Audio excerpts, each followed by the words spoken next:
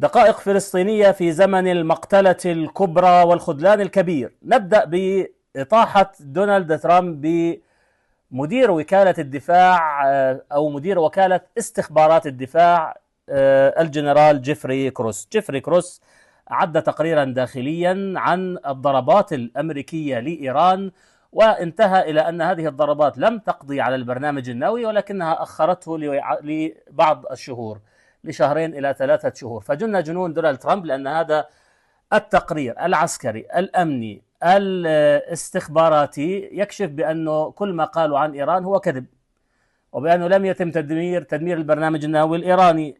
ترامب غضب فأوعز لوزير الدفاع بيت هيكسث بإقالة هذا الجنرال. طبعا هذا الغباء، هذا عندما يكون الرئيس أو المدير غبي لا يعرف بأن هذه الوظائف الفنية هي تقوم بإعداد، أن هذه الكوادر تقوم بإعداد تقارير وليس لها علاقة بالبعد السياسي. أعد تقرير يعني استخباراتي دفاعي عسكري يقول بأنه ما قامت به القوات الأمريكية لم ينتهي إلى تدمير البرنامج النووي. جنون ترامب لأنه هذا كذب. ترامب قال أنه أجهز على البرنامج النووي الإيراني وهذا كذب. التقرير الاستخباراتي العسكري اللي أعده الجنرال كروس كشف ذلك، وقال يعني وكالة الأسوشيتد بريس قالت بأن وزير الدفاع أقال هذا الجنرال بناء على طلبات ترامب. أهم من ذلك أن التقرير قال بأنه الضربات الأمريكية لم تجهز على البرنامج النووي الإيراني، وقال بأن هناك يعني دوافع سياسية تحاول أن تبين بأن البرنامج النووي الإيراني قد تم القضاء عليه. وزير الدفاع قال أن البرنامج النووي الإيراني تم القضاء عليه. طبعا وزير الدفاع يشتغل بأوامر من ترامب، وهذا طبعا كله له علاقة بما جرى في 13 حزيران الماضي عندما خرج الرئيس الأمريكي وقال أنه تم الإجهاز على البرنامج النووي الإيراني. ماذا يعني ذلك؟ يعني بأنه البرنامج النووي الإيراني ما زال قائما، يعني بأنه أمريكا فشلت في القضاء على النووي الإيراني، يعني أن الإيرانيين يعملون الآن على تطوير برنامج نووي، يعني أن هناك حربا أخرى قادمة، لأن الإسرائيليين غاضبون ويريدون القضاء على البرنامج النووي. ترامب كذب وقال لهم أننا أنجزت المهمة، إذا نحن على أبواب حرب، وهذا يفسر التحركات الإيرانية المكوكية في الإقليم وعبر العالم والتجهيز. إيران تتجهز لحرب.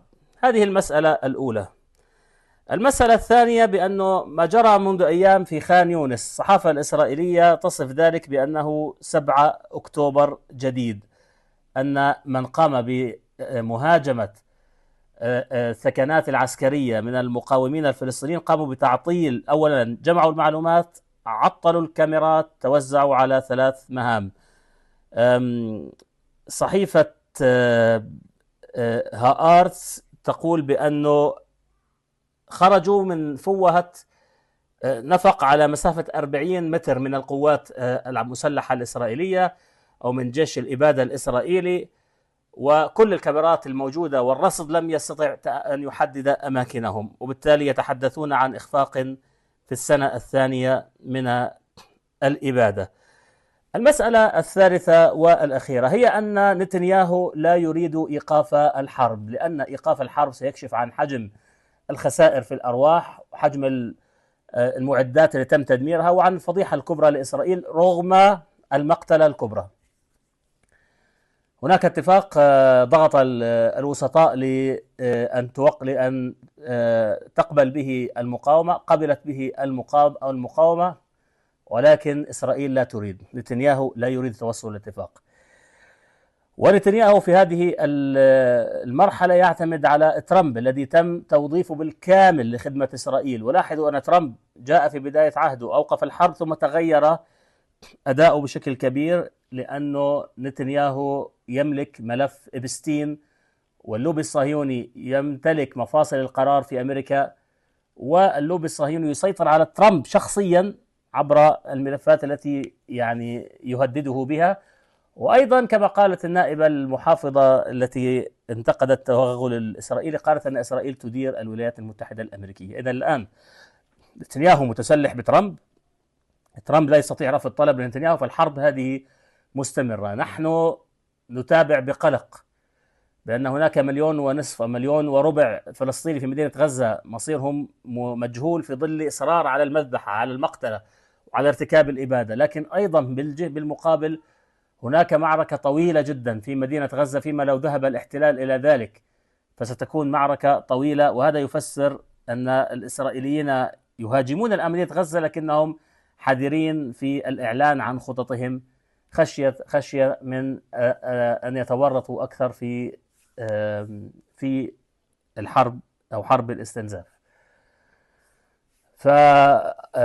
فبتقديري أنه نحن مقبلين على توتر جديد في المنطقة، وربما بالعودة للتقرير الاستخباراتي الأمريكي فإن ربما أن هناك هجوم جديد على إيران وتوتر واتساع رقعة المواجهة في المنطقة. فيما يتعلق بقطاع غزة، فيما لو استمر الصلف الإسرائيلي فهذه الحرب ماضية ولا توجد صفقات. وأنا يبدو لي بأنه مجرم الحرب نتنياهو المطلوب للجنائية الدولية يريد أن يدمر مدينة غزة ثم يذهب للاتفاق. يعني هو يقول أنني سأرسل وفدا وفي نفس الوقت يبدأ بعمليات الإبادة والقتل والعمليات العسكرية في مدينة غزة، ويريد أن يتأكد قبل أي اتفاق أن القطاع دمر بالكامل، وهذا ما يريده. على كل، يعني نراقب في خلال هذه الأيام ما الذي يجري، لكن الواضح أن الأمور تزداد تعقيدا وليست في طريق الحل، وإنما تزداد تعقيدا سواء على المستوى الإسرائيلي الداخلي، سواء على المستوى الأمريكي، سواء على المستوى الإقليمي. والغريب في كل هذا بأنه العرب هم مفعول به، غائبون، لا قرار لهم في هذه المنطقة رغم كل ما تهدد به إسرائيل وتهدد به أمريكا، ورغم الإعلان الرسمي عن ما يسمى بإسرائيل الكبرى.